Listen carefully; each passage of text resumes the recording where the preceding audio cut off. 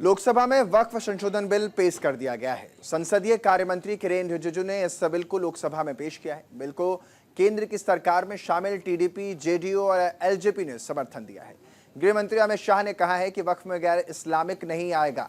ऐसा कोई प्रोविजन भी नहीं है जो वोट बैंक के लिए माइनॉरिटीज को डराया जा रहा है।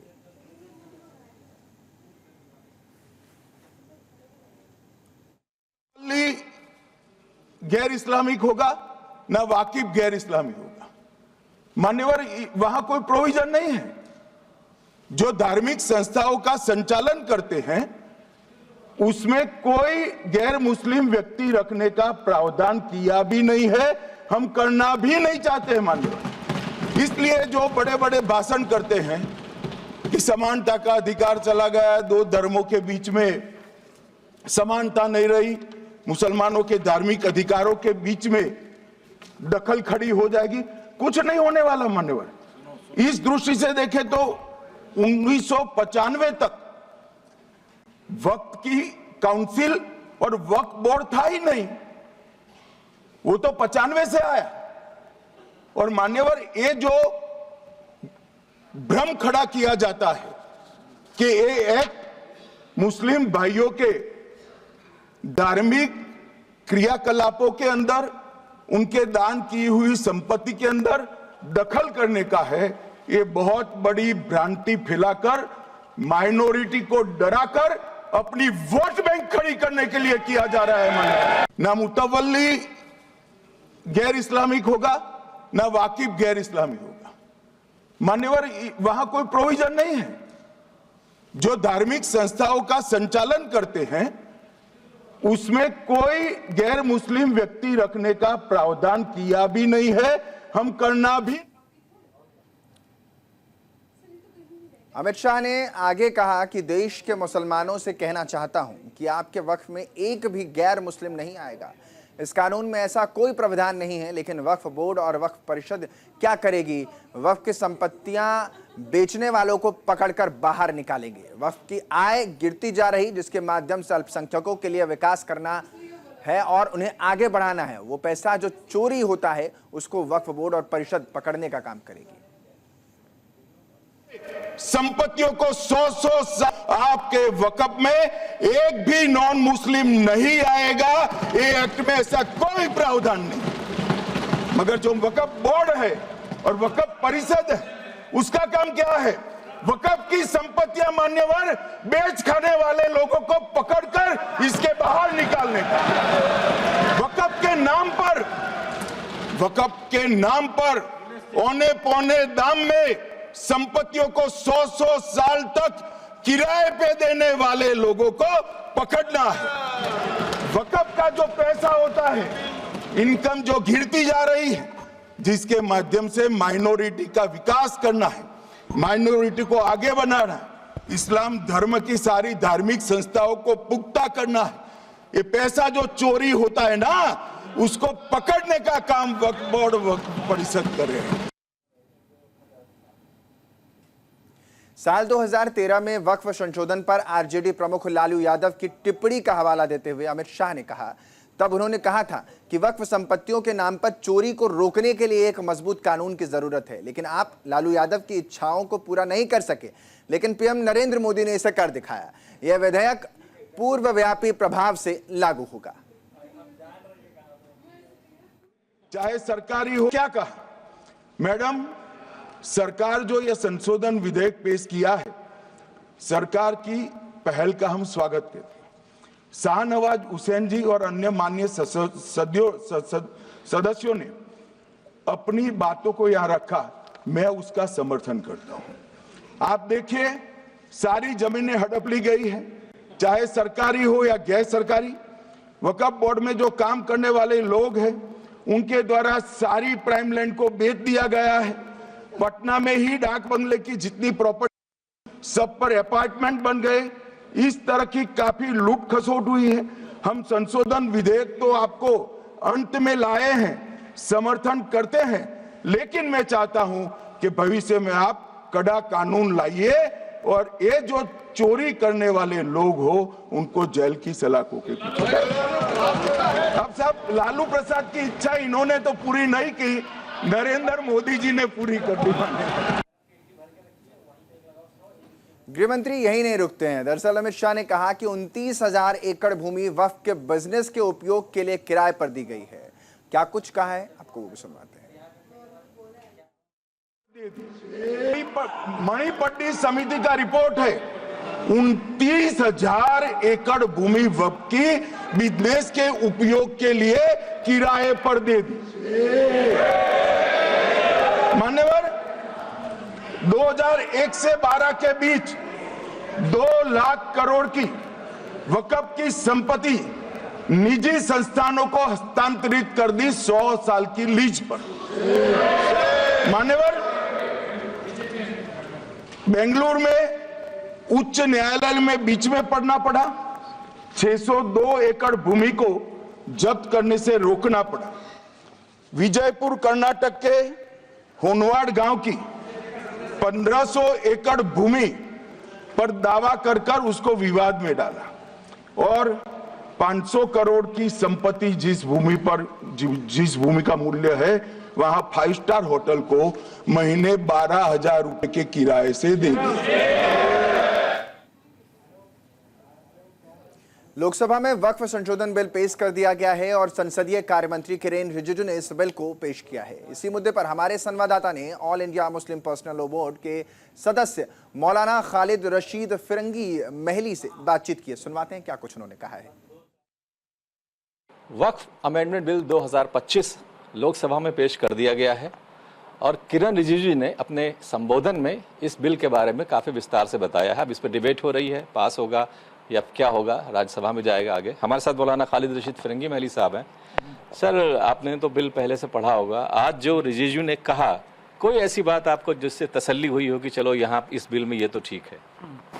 नहीं, जो बात भी अभी पार्लियामेंट में कही गई है उससे बड़ी नाउम्मीदी हुई है और कहीं ना कहीं कुछ हम लोगों को इस बात की उम्मीद थी कि जो भी ऑब्जेक्शंस हम लोगों ने फ़ाइल किए हैं उनको कंसिडर किया जाएगा, लेकिन चाहे नॉन मुस्लिम्स का वक्फ काउंसिल में वक्फ बोर्ड में इंक्लूजन हो या उसी के साथ साथ जो कोई अगर मुसलमान कन्वर्ट हुआ है तो उसको जो 5 साल का प्रैक्टिसिंग मुस्लिम हो वही वक्फ कर सकता है और वक्फ बाय यूज़र को ख़त्म करने का मसला हो, ये तमाम वो प्रोविजंस थे जो कि कहीं ना कहीं मुल्क के कानून के भी ख़िलाफ़ हैं और हक़ और इंसाफ के भी ख़िलाफ़ हैं, लेकिन उन सबको शामिल रखा गया है।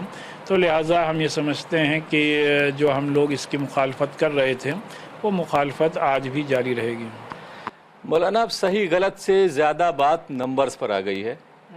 अब इसमें वोटिंग होगी लोकसभा और राज्यसभा में और ये जाहिर तौर पर दिख रहा है कि जो नंबर्स हैं वो सरकार के साथ हैं।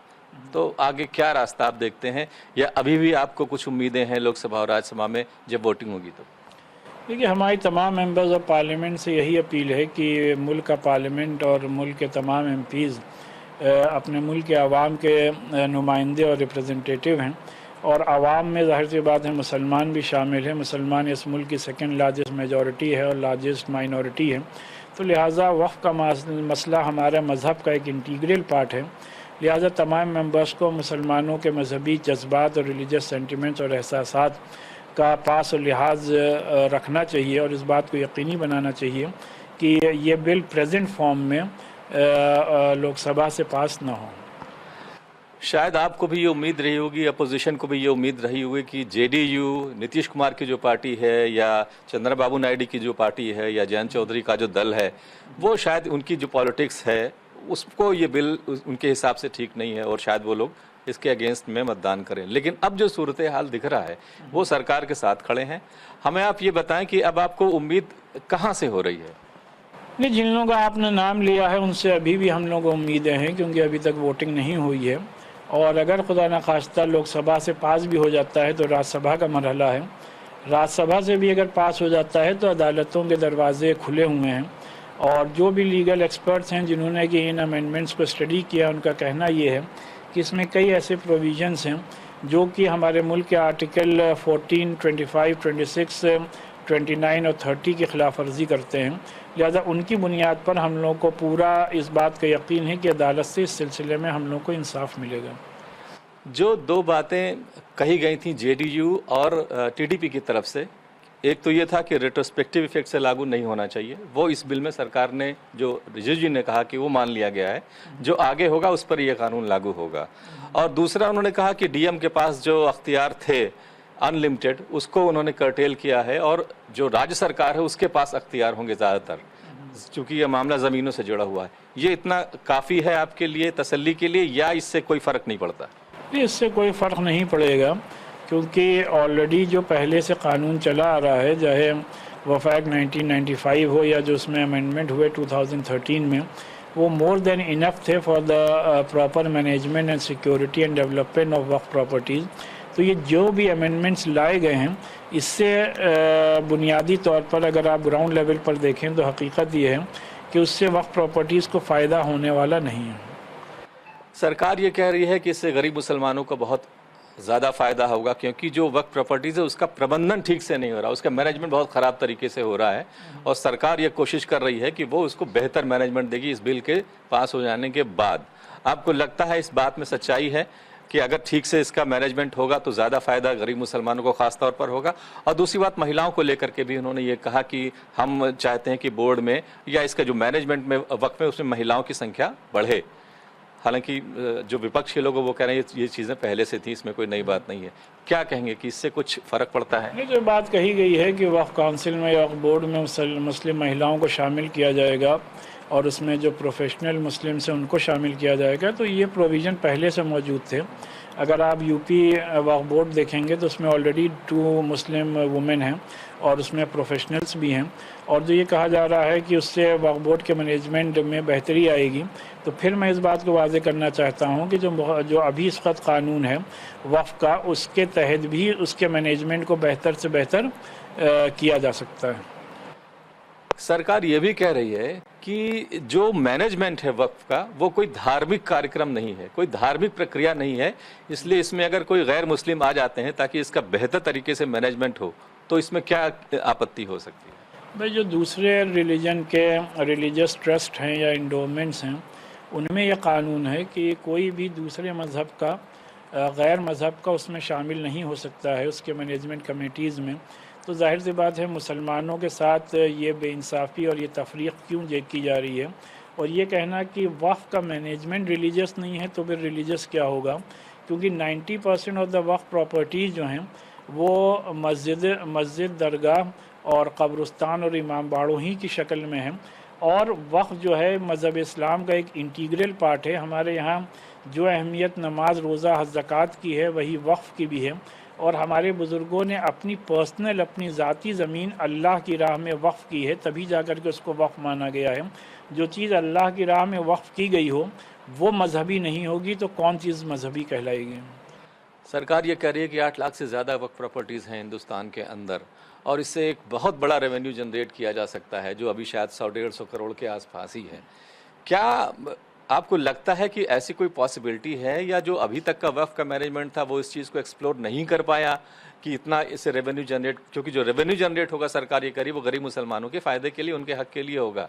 तो क्या आपको लगता है कि कहीं कुछ मौजूदा मैनेजमेंट में गड़बड़ियाँ हैं जिस तरह से वक्फ चलाए जा रहे हैं? देखिए, एक बड़े पैमाने पर नेशनल लेवल पर पिछले 1 साल में वक्फ को लेकर के मिसकंसेप्शन फैलाए गए हैं, और इसीलिए मैंने बात वाज़ेह की कि 90% ऑफ द वक्फ प्रॉपर्टीज़ जो हैं वो इबादतगाहों की शक्ल में हैं। अब एक बड़ी मस्जिद अगर कनॉट प्लेस पर है, आपने उसको मार्केट रेट के हिसाब से जोड़ के बता दिया कि ये इतने करोड़ की है, तो जाहिर सी बात है मस्जिद को ना बेचा जा सकता है ना ख़रीदा जा सकता है, तो उसके वैल्यूएशन से कोई फ़ायदा पहुंचने वाला नहीं है, बल्कि इन मसाजिद को या इन कब्रिस्तानों के मेंटेनेंस पर मुसलमानों का और ख़र्च ही होता है। तो जब 90% ऑफ द प्रॉपर्टीज़ ऐसी हैं जिनको कि मेंटेनेंस पर आपका और ख़र्चा होता है और उससे कोई रेवेन्यू जनरेट नहीं होता, तो ये कहना कि 8 लाख से ज़्यादा प्रॉपर्टीज़ हैं और उससे इतना रेवेन्यू जनरेट हो सकता है, ये बिल्कुल बात रियलिस्टिक या प्रैक्टिकल नहीं है।